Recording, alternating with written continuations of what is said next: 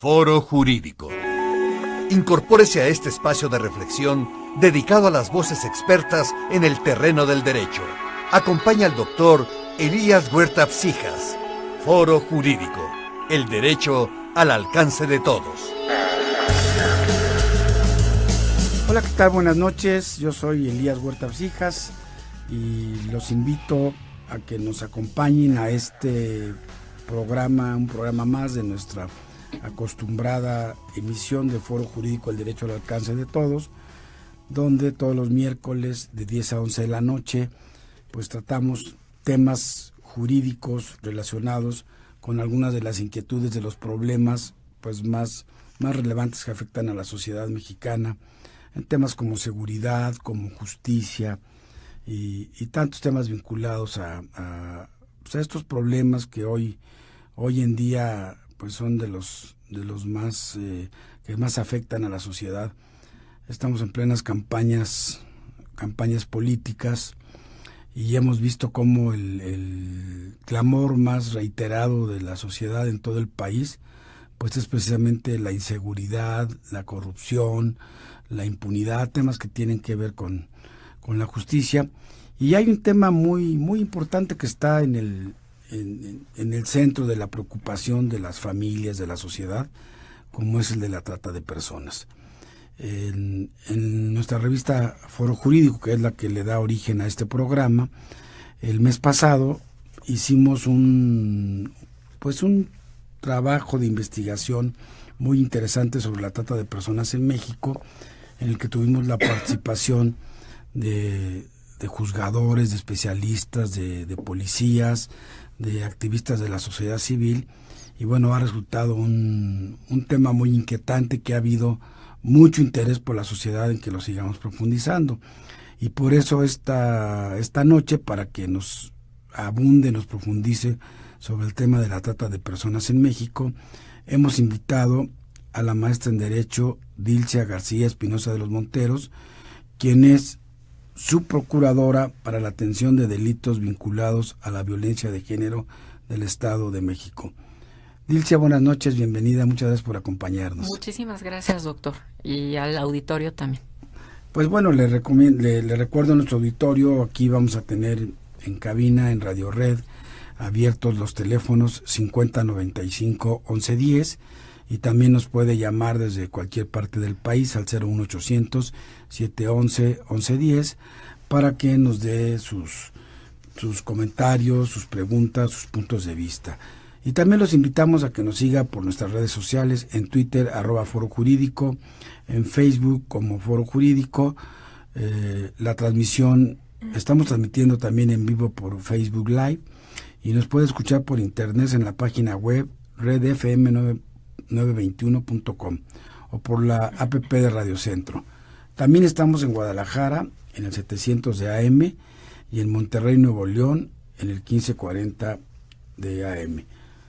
Pues bueno, déjenme comentarles que la maestra Dilcia García pues tiene una gran experiencia en estos temas. Ella, desde la vertiente académica, es licenciada en Derecho por el ITAM y tiene una maestría en Género y Políticas Públicas en Flaxo.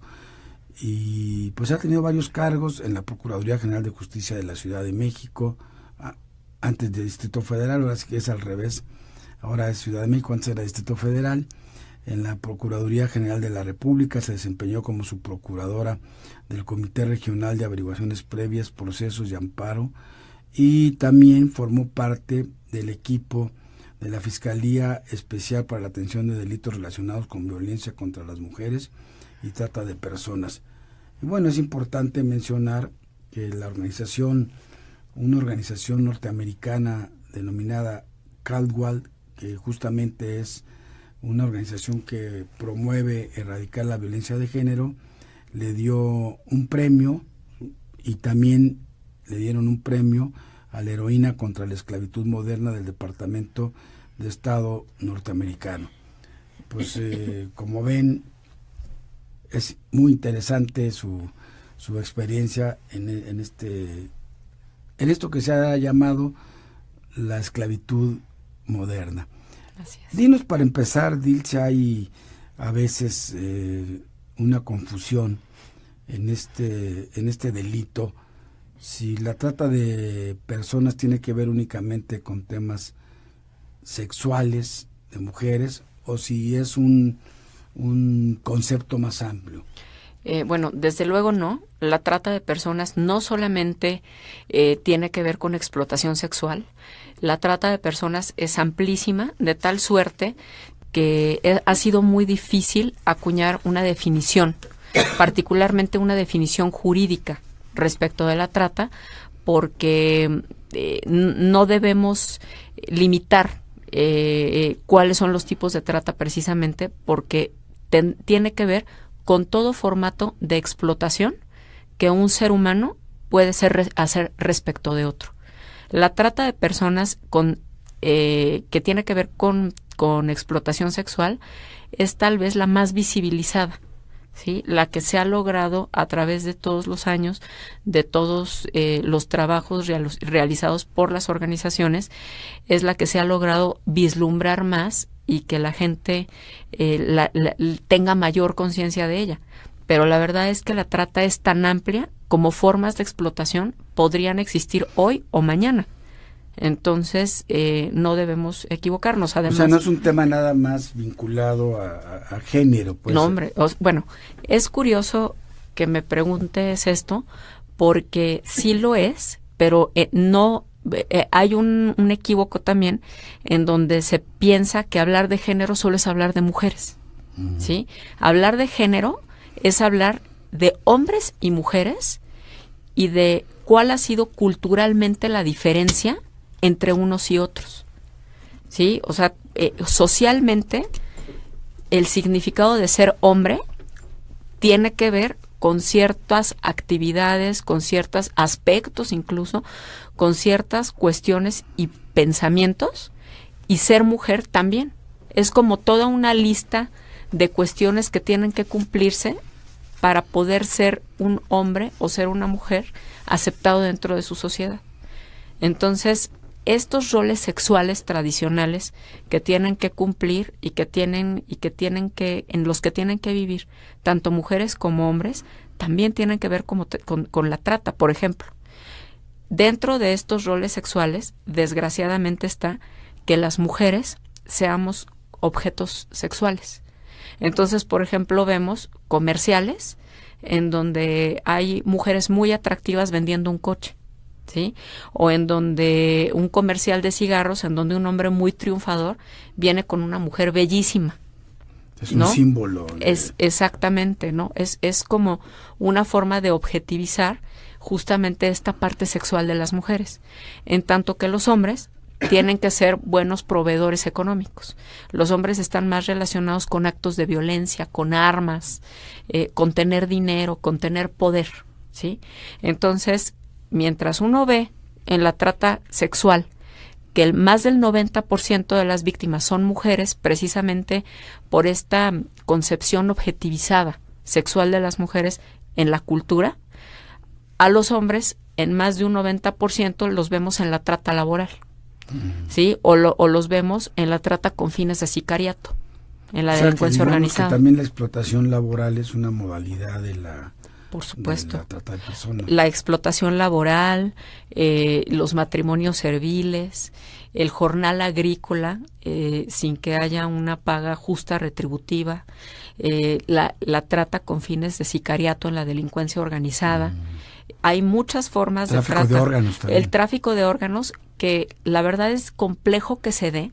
Y eso también me gustaría decírselo al público, porque de pronto hay ciertas temporalidades en donde hay un pánico y entonces empiezan a decir que hay niños que se están desapareciendo y que de pronto los encuentran en la calle sin órganos.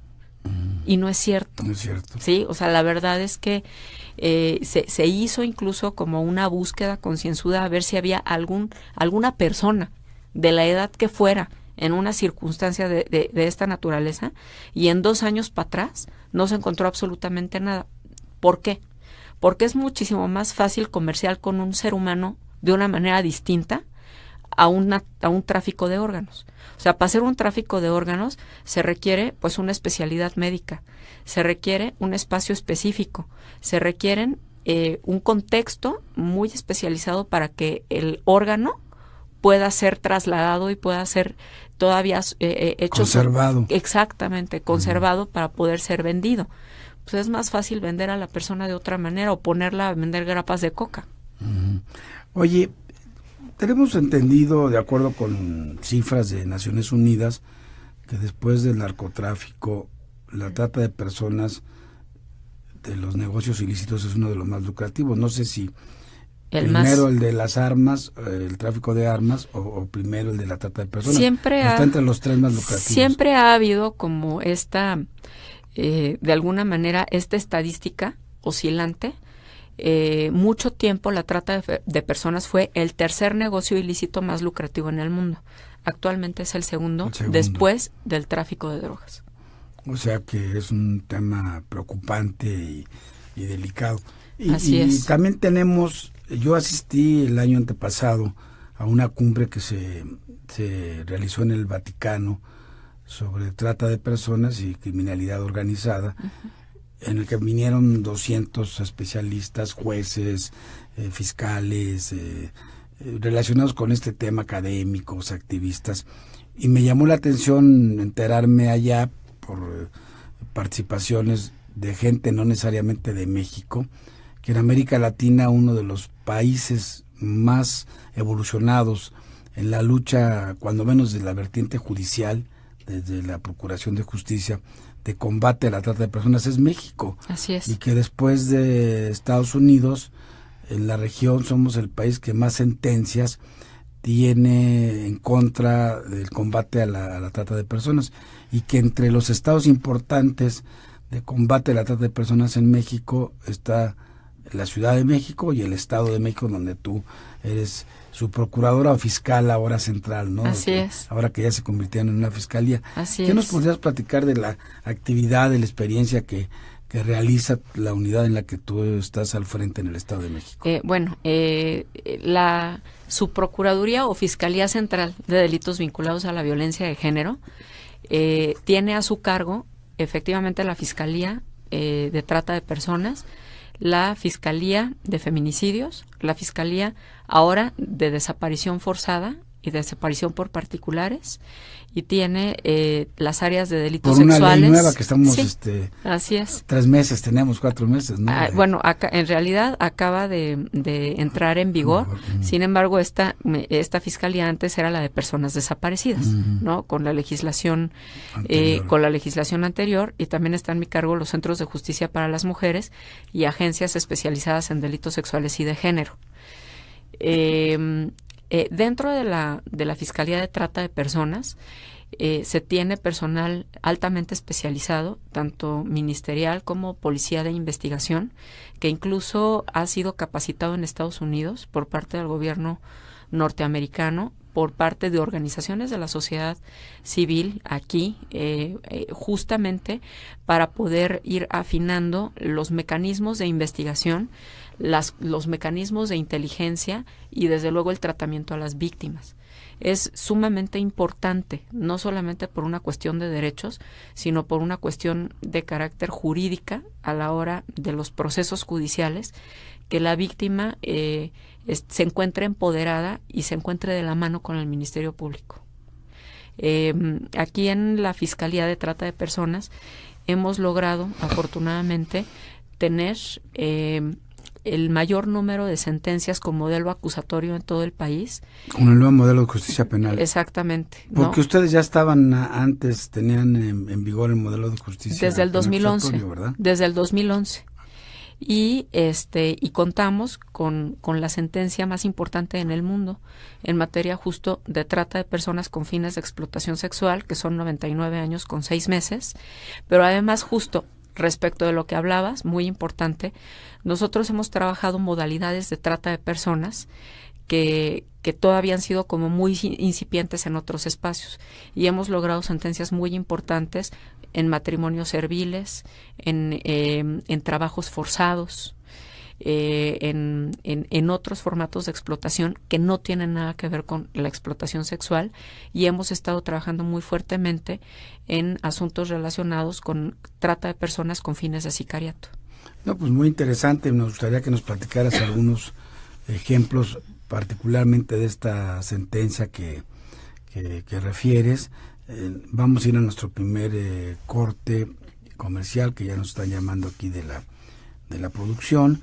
Le recuerdo a nuestro auditorio que estamos platicando con la maestra Dilcia García, subprocuradora o fiscal central de atención de delitos vinculados a la violencia de género del Estado de México. Vamos a una breve pausa, no le cambie y continúe con nosotros aquí en Radio Red.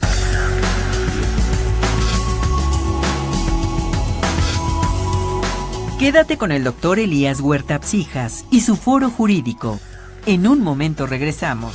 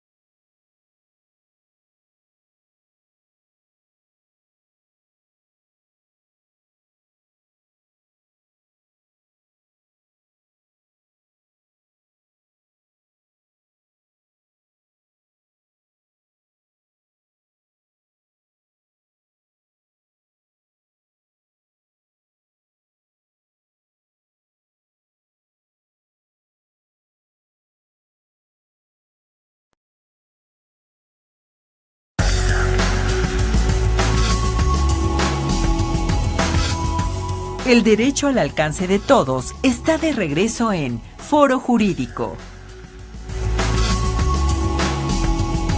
Pues seguimos aquí charlando con nuestra subprocuradora de atención de delitos vinculados a la violencia de género del Estado de México, Dilcia García. Pero antes de continuar, le vamos a pedir a nuestra productora, la maestra Janet Huerta Estefan, que nos haga en este inicio del segundo espacio del programa, pues la presentación de la revista Foro Jurídico de este mes. Adelante, Janet. Muy buenas noches. Pues los invito a leer la revista Foro Jurídico de este mes, que como tema central tiene el de justicia terapéutica como una respuesta humana al problema de la farmacodependencia.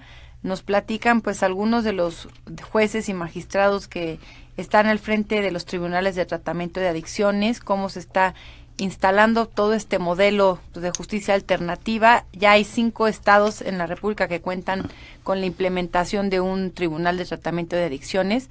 La verdad es muy importante que pues sigamos este modelo que precisamente también se acaba de aprobar en el Sistema Nacional de Seguridad Pública. Ya lo determinaron como obligatorio para todos los estados empezar a trabajar en sus modelos. Y el Estado de México, por cierto, es pionero. Es pionero, así es. Estados pioneros. Tuvimos aquí podrán también en nuestro reportaje leer, y también lo comentó precisamente el presidente del Tribunal del Estado de México en nuestro número del mes pasado, pues cómo están a la vanguardia. Este es uno de los temas en los que el Estado de México está a la vanguardia. Y también comentarles que tenemos un reportaje súper interesante y muy a profundidad, una reflexión de los mitos y las realidades de la Ley de Seguridad Interior. Mucho se ha comentado sobre esta ley, lo vemos en las noticias, pero bueno, consultamos a varios expertos de este tema. Entre ellos contamos con una entrevista con Juan Ibarrola Carrión, con Adolfo Solís Farías, pero además tenemos pues todo un mapa, el mapa de paz de México, en donde describimos puntualmente a través de información exclusiva para la revista de la Secretaría de la Defensa Nacional la actividad que están haciendo las Fuerzas Armadas en todo el país, y pues realmente dicen que la ley va a militarizar el país, pero pues realmente el ejército ya está presente en actividades de toda índole. Van a poder consultar en la revista este mapa de paz de México. Pueden comprarla en Sanborns en todo el país, Superama, City Market, Palacio de Hierro, Liverpool. Pueden también consultar algunos de nuestros artículos en nuestra página web www.forojurídico.org.mx, y también los invito a que si se quieren suscribir a la revista para recibirla en la comodidad de su casa, o ya sea bien tener la versión digital, pueden escribirnos al correo de suscripciones@forojurídico.org.mx. Muchas gracias, Janet.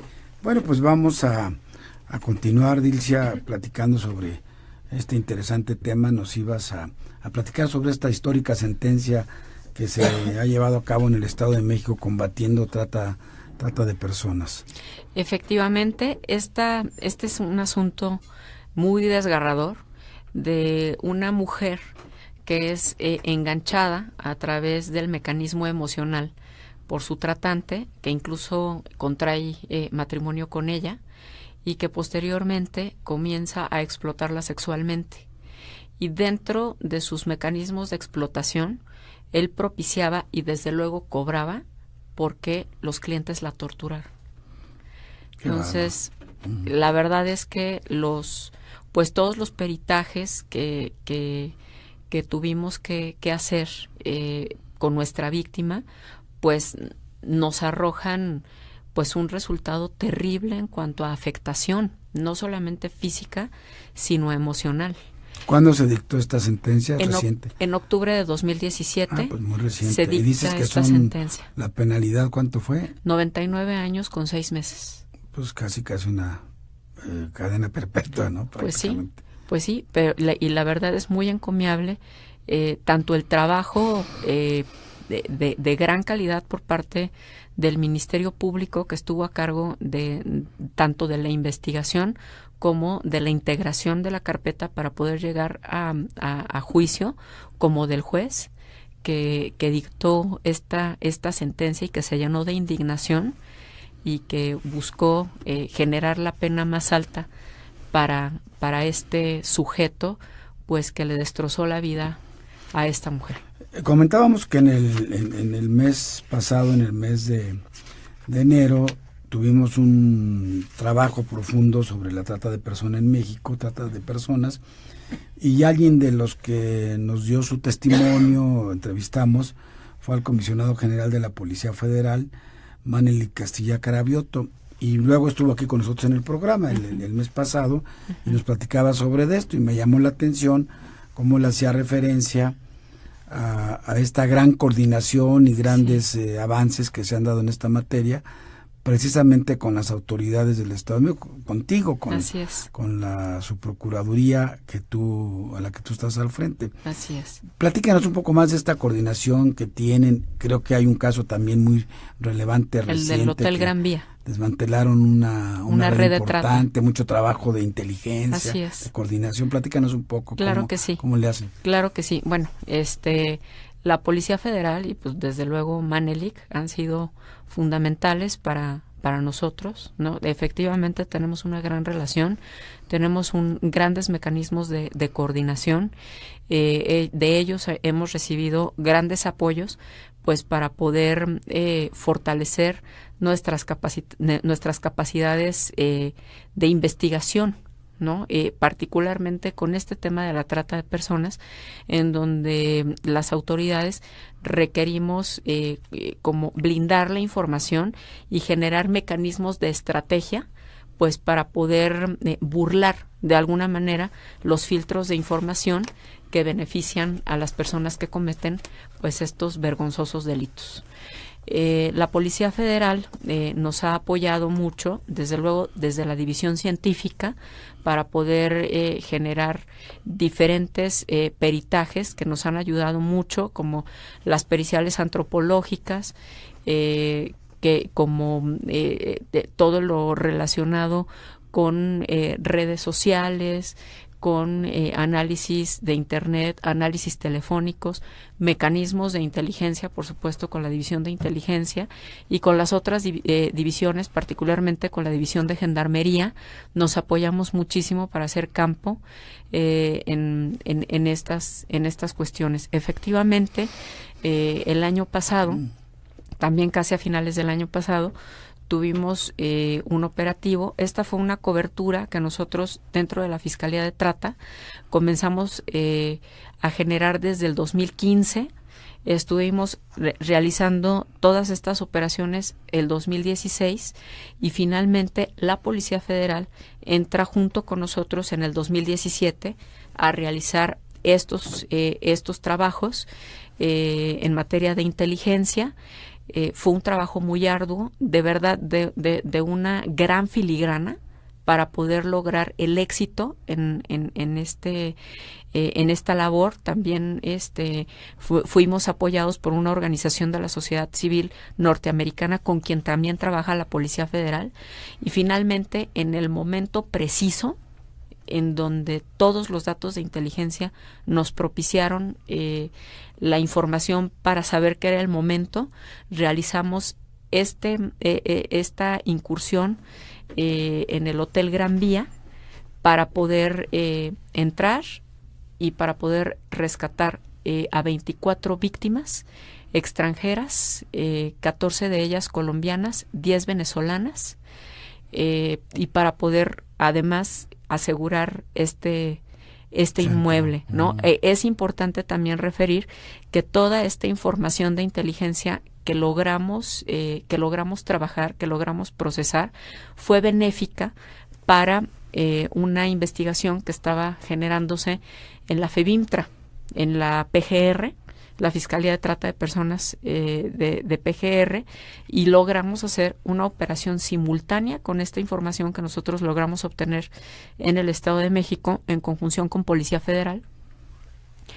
Y mientras la PGR operaba en el Estado de Morelos, nosotros estábamos operando en el Estado de México, e incluso se logró captar a una tratante muy buscada, muy importante dentro de estas redes delincuenciales.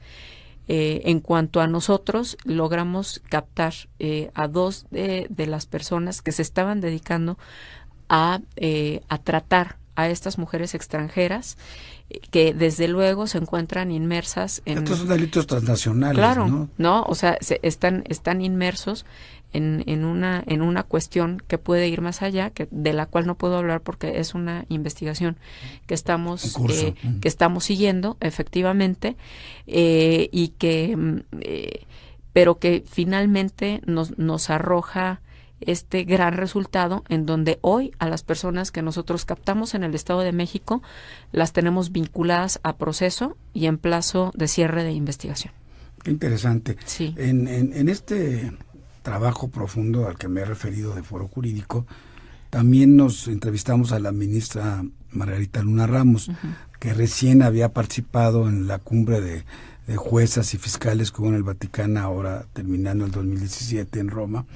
Y ella, nos comentaba que no obstante que en el 2003 México se adhirió a la Convención precisamente de Criminalidad Organizada y Combate y Prevención de Delitos sobre Trata de Personas, especialmente mujeres y niñas, que habíamos venido teniendo problemas con la parte legislativa, la parte operativa, y que no fue sino hasta el 2012, ella sí lo refiere, que con la publicación de la ley vigente, la ley general, que es para prevenir, sancionar, en fin, que víctimas, que tenemos un marco normativo que además a mí me consta cuando estuve participando en estos foros, pues es un marco de referencia a nivel internacional, en Así España, en países de la región.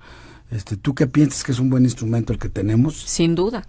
O sea, la verdad es que con la ley vigente hemos realizado pues todo lo que hemos hecho hasta este momento, ¿no? Hemos logrado dar acceso pleno a la justicia a las víctimas de trata en el Estado de México de estas carpetas que se integran.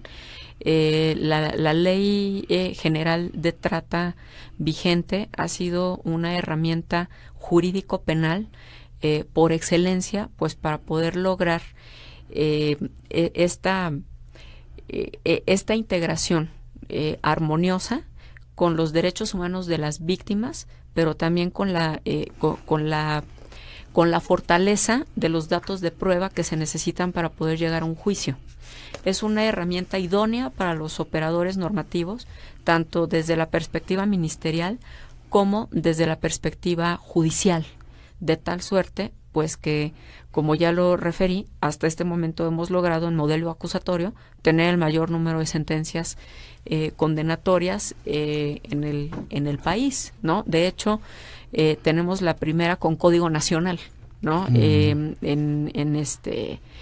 materia de trata de personas. En el Estado de México. En el Estado de México, y verdaderamente para nosotros es muy importante contar con una norma que nos abra caminos para poder acreditar datos de prueba, para poder proteger a las víctimas en sus derechos, para poderlas llevar a juicio, e incluso cuando definitivamente sabemos que por alguna razón no van a ir a juicio, nos da como estas facilidades y posibilidades para poder obtener herramientas para poder continuar el camino del juicio. Comentabas tú que se han abierto canales. Yo recuerdo el año pasado asistí a la firma de un convenio de colaboración, de apoyo de autoridades del Departamento de Estado de Justicia norteamericano a través de la Embajada Americana aquí, con el Tribunal Superior de Justicia de la Ciudad de México, más bien con la CONATRIP, porque está en curso un programa de capacitación para jueces y juezas para juzgar en este tipo de delitos, porque se tienen que tener, como tú bien lo comentabas, capacidades, habilidades, experiencias especiales, porque no se puede estar viendo el tema de las pruebas, de los testigos, en fin, con la misma óptica con la que se ve un delito normal a estos delitos. Así es, ¿verdad? Así es. Y definitivamente esta herramienta jurídica es bondadosa para esos efectos. Sí, es importante contar con una herramienta que le facilite a uno pues todo este camino procesal, ¿no? Claro, es muy importante, y en eso, yo quisiera hacer una referencia a que también tuvimos una participación interesante en este artículo de fondo de una especialista española de la consultora internacional Marta Torres Herrero. Ella vive en España, española, y nos platica ampliamente cómo ella considera que nuestra Ley General de Trata es un referente internacional en la materia y que se ha utilizado para reformar también las leyes en la materia en España, que es un modelo. Y me llama la atención que en estos momentos tengamos algunas experiencias de nuevas iniciativas. Todas las leyes son perfectibles. Así es. Pero hay algunos intentos ahí que hemos visto con cierta extrañeza en la academia, en el foro, sobre este tema. Si quieres, ahorita comentamos al respecto, porque ya tenemos que ir a nuestra segunda pausa, y le recuerdo a nuestro auditorio que estamos charlando con la maestra Dilcia García, fiscal central o subprocuradora para la atención de delitos vinculados a la violencia de género del Estado de México. Continúe con nosotros aquí en Radio Red, no le cambie.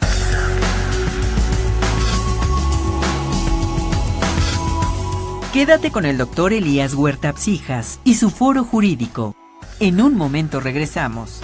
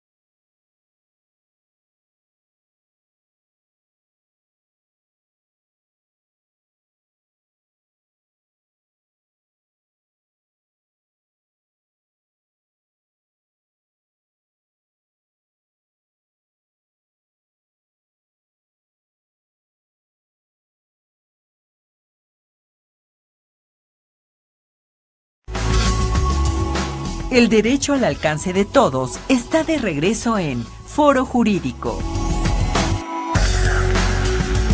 Pues ya estamos de regreso aquí, se nos está yendo como agua el programa, muy interesante. Gracias, Dilcia, por traernos tus experiencias. Y comentaba yo que hemos visto con cierta inquietud de que, no obstante que tenemos una buena ley y que toda ley es perfectible, hay ahí nuevas iniciativas que se presentaron, diría yo, en lo oscurito en el mes de diciembre en la Cámara de Diputados, y que se pretende cambiar o transformar de manera muy radical esta importante ley general que está teniendo buenos resultados.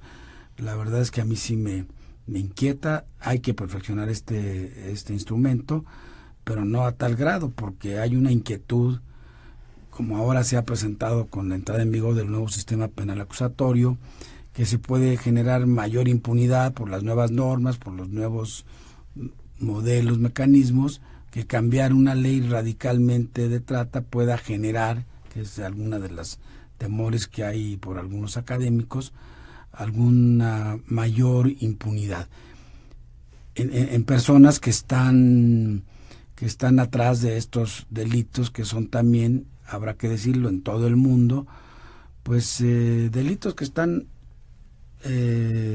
digamos escondidos tras intereses políticos, tras intereses económicos, y que a veces hay una especie de tolerancia para este tipo de delitos. No sé si que nos podrías comentar algo al respecto. Pues bueno, yo no puedo hacer referencias políticas al respecto, claro. ¿No?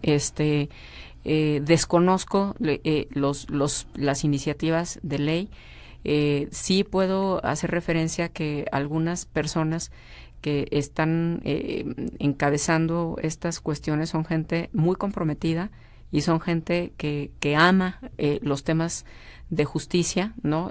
Yo en ese sentido pienso que efectivamente toda ley es perfectible, pero insisto en que la que tenemos es una buena herramienta, ¿no? Coincidimos en eso. Sí, es una buena herramienta, es muy importante, o sea, conservar una normativa idónea para poder propiciar justicia. Sobre lo que sirve hay que seguir utilizando. Claro, ¿no? Sobre todo en temas relacionados con la trata de personas y con todos estos delitos que han sido tan complejos y que ha sido muy tortuoso llegar a poder generar mecanismos, instituciones, leyes, pues para poder llegar a un pleno acceso a la justicia en favor de las víctimas.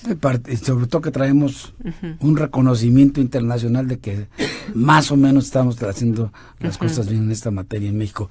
Janet, tenemos algunas inquietudes en las redes, por favor. Sí, claro que sí. Bueno, Dilcia, si nos puedes comentar, nos comentan en redes sociales que pues la mayoría de casos o operativos que escuchamos a veces son pues de bares, de temas de trata de personas, pero que si nos puedes dar otros ejemplos de casos de trata de personas que no tengan que ver con el tema sexual, que ya comentabas algunos ejemplos. También nos preguntan de la atención a las víctimas, ¿qué se hace con las víctimas que rescatan, que al final de cuentas es gente que pues igual y si son extranjeras, pues no tienen a dónde regresar o van a recurrir otra vez a este patrón de abuso, ¿no? Y finalmente, ¿cuál es la injerencia de las redes sociales en todos estos temas? En la experiencia que tienen ustedes, ¿qué tanto porcentaje o qué tanto realmente las redes sociales influyen en la captación de las víctimas para estos temas? Claro que sí.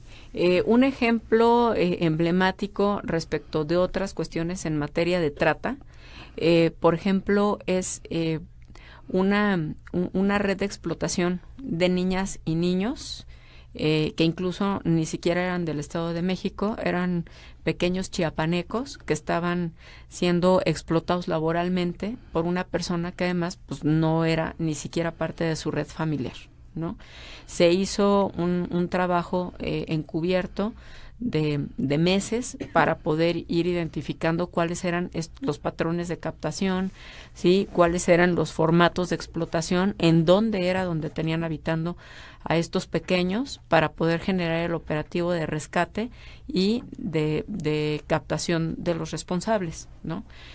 Por ejemplo, es uno que ha sido muy trascendente, ¿no?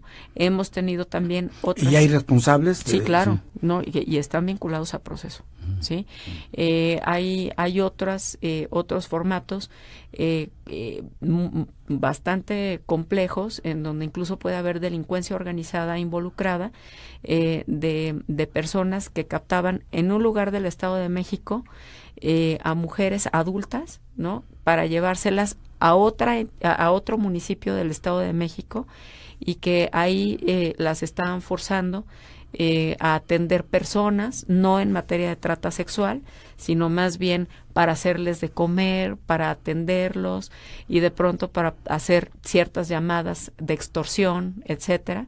Y entonces, en un momento dado, a partir también de situaciones de investigación, logramos captar el lugar en donde estaban estas personas y rescatarlas.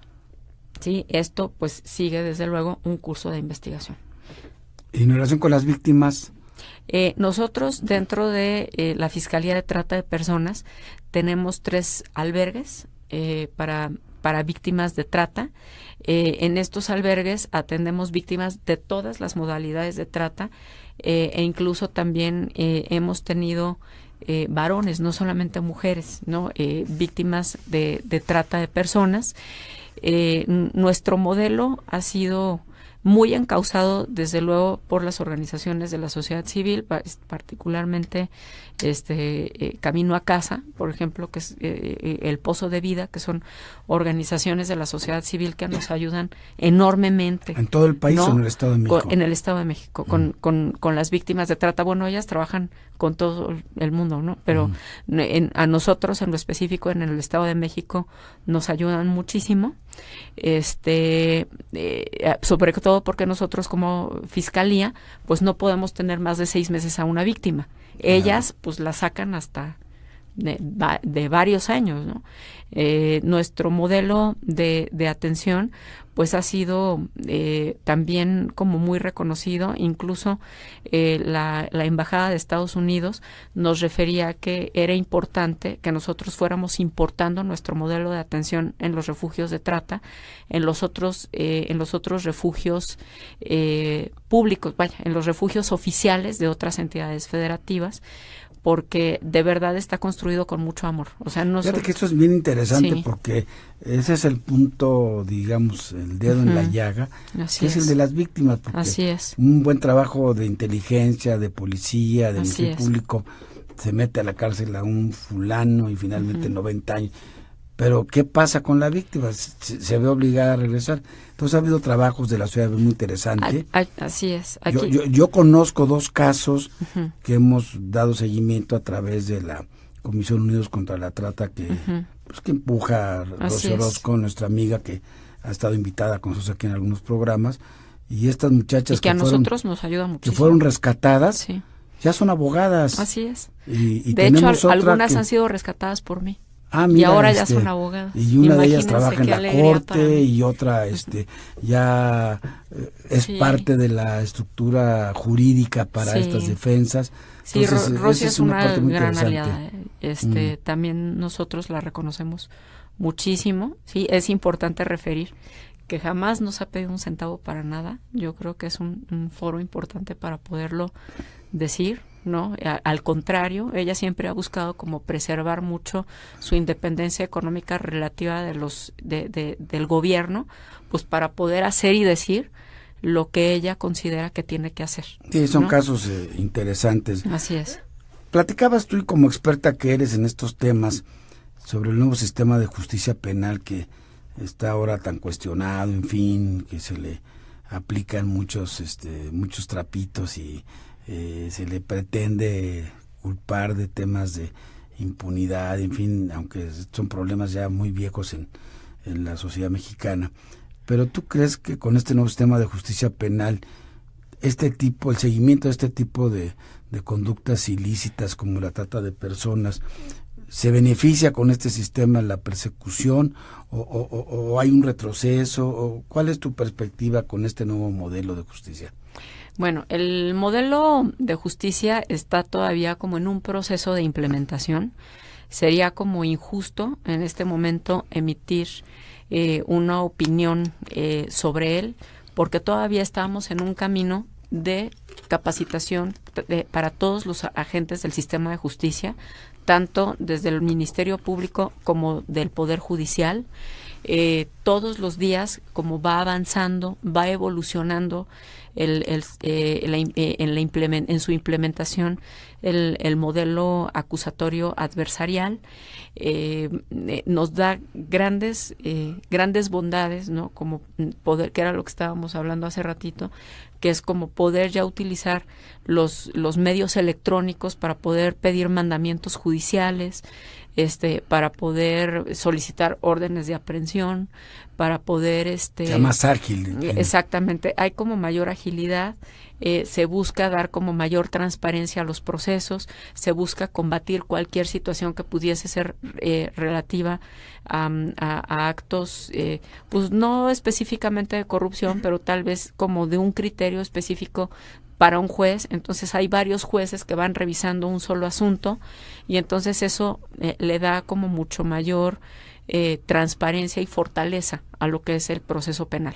Entonces creo que todavía estamos en un camino a medias para poder hablar ya propiamente de cómo está funcionando el modelo acusatorio adversarial, pero pienso que en un momento que ya se encuentre consolidado, nos va a poner en un nuevo paradigma también en cuanto a la procuración será y la administración de justicia, sin duda. Yo comparto contigo, apenas en junio cumpliremos 2 años de que entró en vigor en todo el país y no lo podemos pues en este momento calificar si funciona o no funciona, después de que sustituye un modelo que estuvo prácticamente casi un siglo en vigor y que estamos frente a un cambio de paradigma en todos los sentidos. Entonces comparto contigo esa reflexión, pero sí era importante tu punto de vista. Si con el nuevo modelo tenemos beneficios, con una ley general que es buena que tenemos ahorita, ¿cuáles ves tú que son los retos en esta materia hacia adelante en la justicia, en el combate a los delitos de trata de personas? Bueno, es fundamental que se tengan cada vez más afinados estos mecanismos de coordinación, como el que ya tenemos con la Policía Federal. Es fundamental que efectivamente, como tú bien lo referías en estos foros internacionales, todos los sistemas de procuración y de administración de justicia en el mundo nos unamos y tengamos cada vez más estas venas comunicativas y operativas para poder atender el delito de trata de personas, porque hasta este momento en 146 países hubo víctimas explotadas de 127. ¿Sí? Entonces, esto es algo que nos está atañendo a todos y el futuro de la persecución de la trata de personas es verdaderamente llegar a mecanismos de inteligencia y de operación transnacional. Nos quedó en el tintero un tema que se preguntaba por parte del público sobre las implicaciones de las redes sociales en este fenómeno, en este delito, en prevención, en combate. ¿Cuál es tu percepción? Es muy importante, justo tanto para la prevención como el combate, porque hay desgraciadamente muchas personas que son enganchadas a través de las redes sociales para una situación de trata de personas, ¿no? Ahora justo ejemplificando, recuerdo de un muchachito que en la Fiscalía de Desaparecidos tuvimos reportado por sus papás como ausente. Haciendo la investigación desde la Fiscalía de Desaparecidos, nos percatamos de que en su Facebook lo quieren enganchar, ¿no? Y le dicen, vente para acá para participar en un grupo organizado. Entonces, él y otros 3 muchachos muy emocionados, deciden lanzarse a esa entidad federativa para poder ingresar, ¿no?, a este grupo organizado que los está invitando. Y entonces es así como justo junto con la Policía Federal logramos captar al único que se fue. Ya al final los otros 4 chicos se abrieron y solamente uno dijo, pues yo sí me voy, ¿no?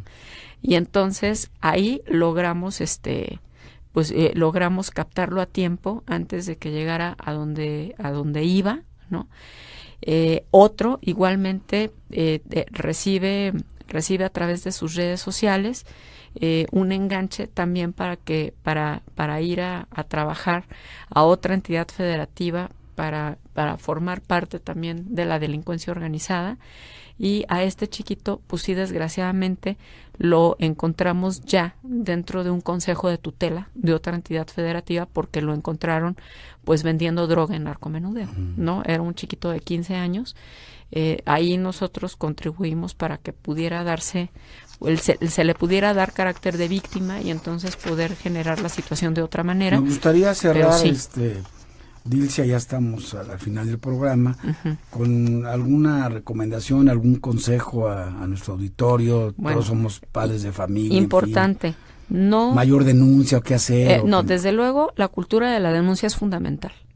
Sí, independientemente de la confianza o desconfianza que a la ciudadanía le den las instituciones, la única manera en la que vamos a salir adelante es a través de la cultura de la denuncia.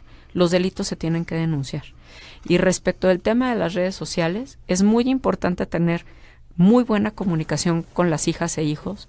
Es muy importante no tener una cerrazón, particularmente en estas franjas etarias entre los 15 y los 17 años, en donde todo es introyectado.